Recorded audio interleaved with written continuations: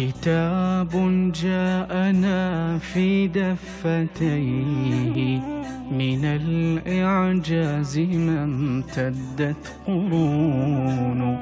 كتاب الله لا تحريف فيه فلا يطغى على العقل الجنون.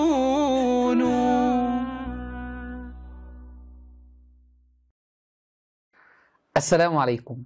يقول تعالى: ونزلنا عليك الكتاب تبيانا لكل شيء وهدى ورحمة وبشرى للمسلمين.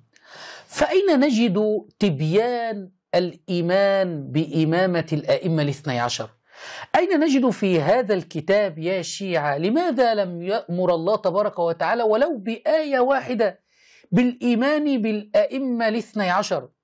ولماذا لم نجد في كتاب الله الذي هو تبيان لكل شيء، لماذا لم نجد تبيان الإمامة التي يعتقد بها الإمامية الاثني عشرية؟ الحكم لك أيها الشيعي العاقل.